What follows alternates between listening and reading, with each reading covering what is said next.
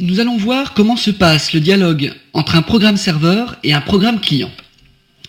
Alors, qu'est-ce qu'un site internet ? Un site internet, c'est un programme tournant en permanence sur un ordinateur connecté 24 heures sur 24 au réseau internet. Cet ordinateur est ce que l'on appelle un serveur. Voici sa représentation. Il contient donc un programme serveur, comme Apache par exemple. Bien sûr, une série de documents qui peuvent être de toutes sortes. En général, des fichiers HTML, des fichiers images, JPEG, GIF, PNG, etc. Et il est donc connecté en permanence au réseau internet. Ce programme serveur est en attente de requêtes transmises à son attention sur le réseau par un programme client. Un programme client est plus généralement le navigateur internet d'un internaute. Quand le serveur reçoit une requête, il l'analyse et détermine quel est le document demandé, puis le transmet au programme client.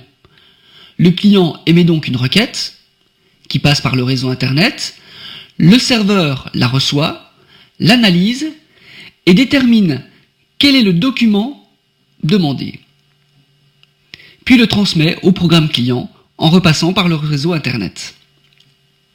Par exemple, supposons que notre site soit de type statique en HTML.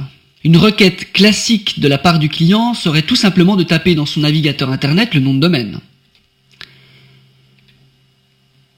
Le serveur recevant cette requête va donc retourner le fichier index.html et éventuellement les images associées qui correspondent à la première page de notre site internet.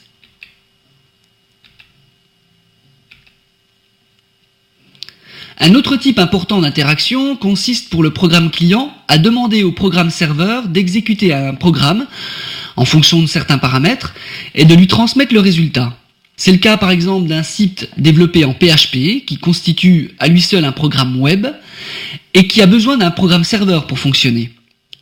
Si on reprend notre exemple précédent, lorsque le serveur reçoit la requête du client, il va exécuter le code du fichier index.php qui va lui-même retourner une page au format HTML. Et il retourne le document au format HTML. C'est donc pour cette raison que nous avons besoin d'un programme serveur pour pouvoir développer en PHP. Et c'est donc également pour cette raison que nous allons utiliser EasyPHP qui va nous permettre d'utiliser notre propre ordinateur comme un serveur, avec son propre programme serveur, Apache, et son système de base de données MySQL. C'est beaucoup plus pratique de développer en local, c'est-à-dire sur son propre ordinateur, puis de transférer au final notre application sur un serveur distant.